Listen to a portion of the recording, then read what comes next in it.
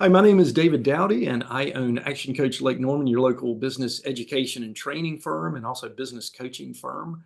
And I'm thrilled to have Grant Henegan on the Business Spotlight with us today. And Grant owns Veridian and in Charlotte, and I'd love to learn a little bit more about you, Grant. So why don't you introduce yourself and tell us a little bit of your story and what Veridian is and products and services you provide the community. Sure. So we've been around for 30, 35, 36 years now. So we've been around a while. And our business originally started selling fireplaces. So we were doing gas logs, fireplaces. And the previous owner, so this is a business I acquired, the previous owner was very busy in the winter months, but found that his business tapered off dramatically in the summer months. And this was a perennial problem for a lot of people that were in the fireplace business. So at one of the fireplace shows, a fellow showed up selling that plastic pipe furniture. You may remember it from your youth, Yes, and sir. teaching fireplace people how to assemble and sell this pipe furniture.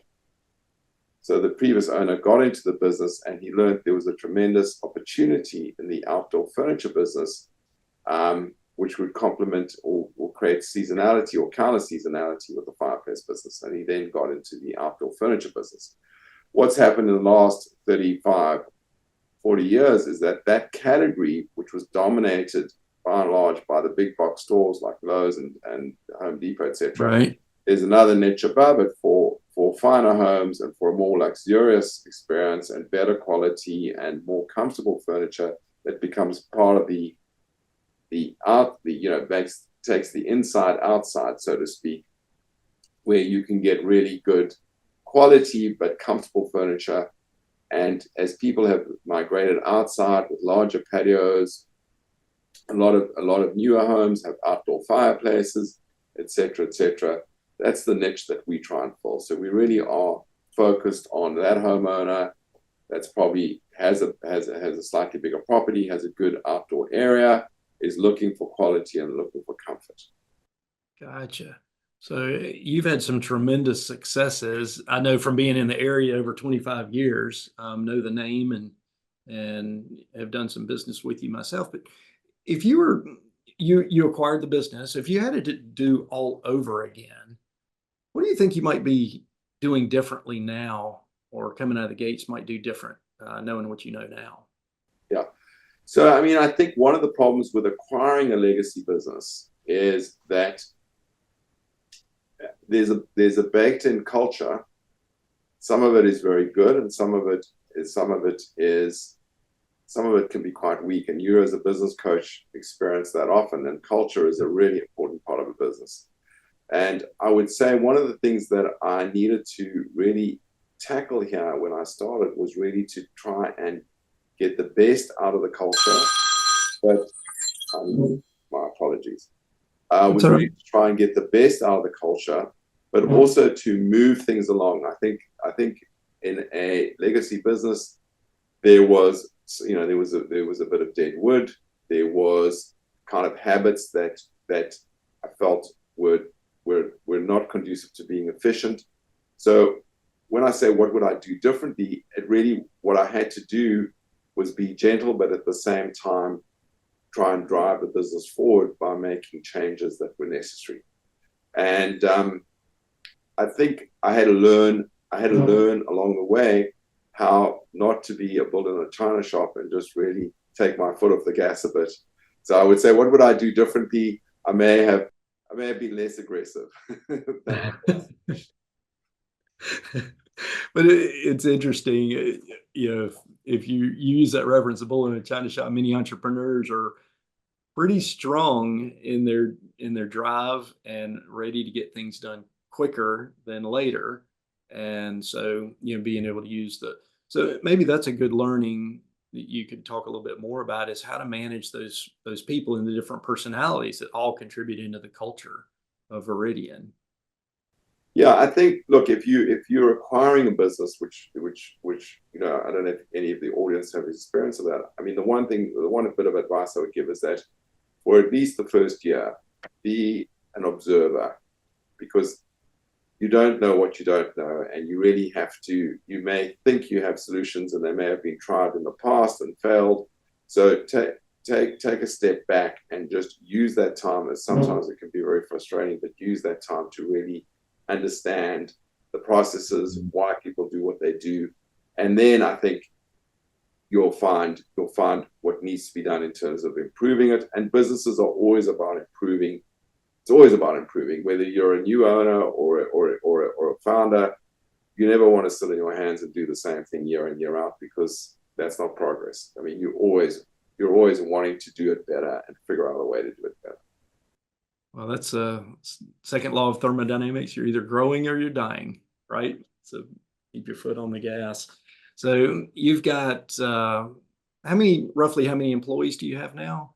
About 60 employees. Okay. So quite a large organization, and that comes with some complexity. It adds complexity to the business as well. So what are some of the misconceptions that you think that smaller business owners or maybe emerging entrepreneurs might not fully understand about what it's like to be at the top of the organizational chart and actually be the owner?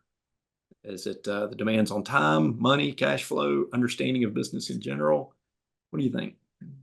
Yeah, I think that, I mean, your role as the owner is really to be the visionary of the business and the cheerleader. And I think that too often, and I've made this mistake myself in the past, is too often you're reluctant to delegate. You think that no one can do things as well as you can. And in fact, that's untrue. What you need to do is get the right people on the bus, so that gives you the space to be able to be creative and to be a visionary and to be able to lead your team, because that's your most important role, and being able to delegate the work to people who can do it often better than you can. So I think what I've tried to do, and I've owned multiple businesses, is really surround myself with people who are most unlike me, because I think you're inclined to want people who are like you because you feel more comfortable with them. I'm inclined to want to have people who have different skills, who have a different energy, have a different view of the world, because that's kind of built the strength of the organization. So I know I'm never going to be a good accountant. I need to always have a good accountant. I know I'm not initially the best salesperson. I need to have good salespeople. So I'm going to always look for people who have strengths that I don't have. That's great. Hire those that are most unlike you. So in your conversations with candidates that you're looking to bring on board, are there certain characteristics that you're looking for? What are you trying to pull out of somebody in an interview situation to know that they'd be a good fit for Viridian? So we use a technique here, which is predictive indexing. So there are lots of tools available for predictive indexing, but what it really means is that I think interviews are really difficult to assess whether a person will be a good fit or not a good fit, because in an interview you're selling your job, the person is selling themselves to you. You're both in real sales mode, because it's not a realistic way of identifying whether people have the skill set, whether they're going to be a good cultural fit, etc., etc. So for that reason, we believe in predictive indexing, which is it's a survey you can do on personality. It's a proven technology. And what we really do is try and mirror what people who are successful in our organization. Let's give an example of a good design consultant, or in our view, this is someone who is working with customers to do their outdoor spaces. We've learned that these people have certain personality traits that make them successful. So what we'll try and do in interviews is do the survey with people, identify what those personality traits are, and we've been very successful at getting the right person in the right position in that way, which helps both our employee and our customer and the organization to be successful with that person. Absolutely. Yeah, that's gold right there. That a lot of people aren't really familiar with using those from a hiring process. They'll use them for existing team members in many cases, which is great, but to use them as a predictive index is brilliant. Brilliant. So you're a busy man, had multiple businesses, do quite a bit of traveling, sourcing and whatnot. How do you manage that balance between personal life, your own health, and well-being with the demands of the business? Yeah, I think that's always difficult to do. I mean, the most important thing is going back to what I said earlier, is you really got to have a good team of people. Now, we are fortunate enough, I mean, we're still a small, considered a small business, and I consider us a small business, but we've got a good leadership team. So I can trust the people that I can trust my managers. I can trust my kind of executives. Not that we have that, we have one or two people at the top of the organization with me, so I'm not the only one there. That gives me the ability to really be creative, be a visionary, and not have to work 80 hours a week. So that I think it's much more productive for me to be able to work with a team of people who are willing to give responsibility to and not micromanage, and are able to make decisions and do things on their own. Sometimes we'll make mistakes, and that's okay. Because I make a lot of mistakes, so I can't hold everyone else to a different standard. I got to accept they're going to make mistakes or make decisions I don't necessarily agree with. That's okay. That's part of our journey, and as we develop, as you develop a culture, etc., I think intuitively people know what the right decision for the company is. Yeah. A lot of our decisions will defer always to the customer. We believe very strongly in customer service, looking after our customers, being the best part of our customer's day. And if we just live by that mantra, we'll always make the right decision for a customer. And that's more important to me than anything else. You sound like a people-oriented business. That's you've referenced your team several times. Is that what you would attribute your growth to over the years, and your successes? And probably so, but is there anything else you would point to kind of being some of those significant steps in your development in the business? So, I mean, it is all about the team, but it's not the only thing. There's product, there's logistics, there's technology. There's so many aspects to running a business, all of which are important. But at the end of the day, I mean, when we really think about our business, I mean, we think the real business that we're in is hiring, training, and retaining talent. If we are able to do that, we can execute on all those other things, whether it's marketing, whether it's technology, whether it's our customer service efforts. So it is ultimately comes down to who you hire, how you onboard them, how you train them, and how you retain them. So retention obviously is the next step of all of that. And then, without being corny, I mean, everyone says you just got to get the right people on the bus, but it is about getting the right people on the bus. Yeah.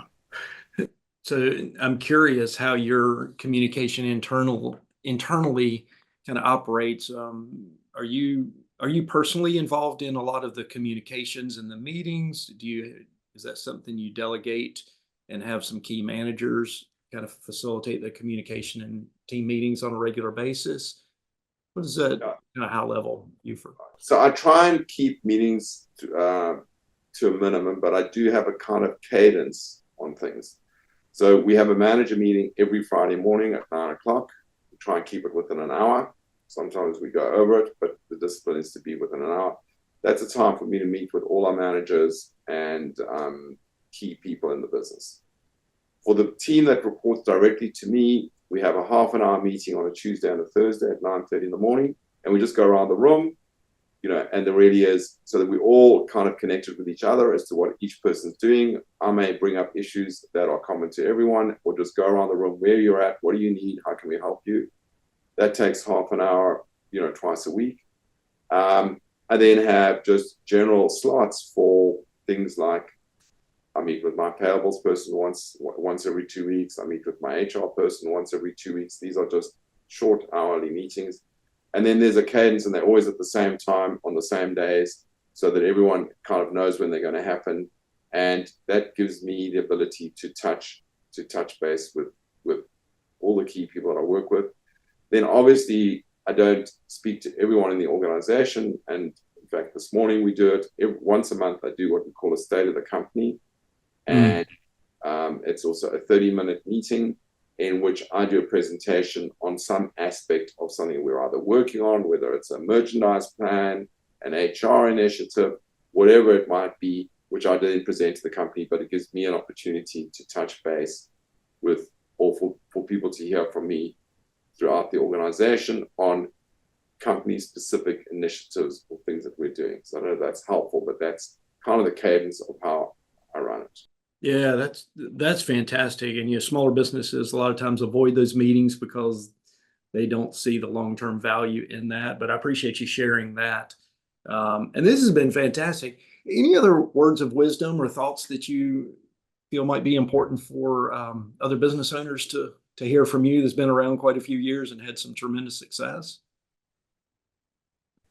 You know, really, I don't have that many gems. I will say one of the most important things is to keep yourself educated and push yourself to read as much as you can, join other business groups and be involved with other business people, because at the end of the day, all businesses we all think we're in different businesses, but we all have really very much the same problems. Whether it's hiring is a problem for everyone, retaining staff, marketing, sales, all of these are common problems. Doesn't matter whether you're selling consulting or whether you're selling pools, whether you're selling outdoor furniture. It's kind of, there's a lot more we have in common than we don't. So I would say the more you can interact outside of the organization, and I mean, and the one thing we're all going to recognize as the owner, we're in that position of being the president or the leader. We're self-appointed. We didn't earn that by working our way up an organization. we may not be the best person for the job, but we're kind of appointed ourselves to that position. And I think you have to be mindful of your own, what's the right word for it, don't get in the way of your own idea of who you are, because your people are looking at you and they've probably got a better feeling about your strengths and weaknesses than you ever will. That's great. That's great. Great. I really appreciate you sharing your wisdom and experience. It's been a few minutes. I know it was a great conversation, and genuinely appreciate you being on the Business Spotlight today. And if somebody wants to reach out and learn a little bit more about Veridian, what's the best way to get in touch or find you? Sure. Well, Veridian.com, Viridien.com. And I think you'll enjoy our website. There's a lot of information there, a lot of fun things. And obviously, the most important thing is visit our stores. There's no obligation to buy anything. Just come and have a look around, be inspired, meet our people. You don't have to buy anything. Treat it as entertainment. Fantastic. I appreciate it, Grant. Thank you so much. Thank you so much for having me. I also really appreciate that. Absolutely.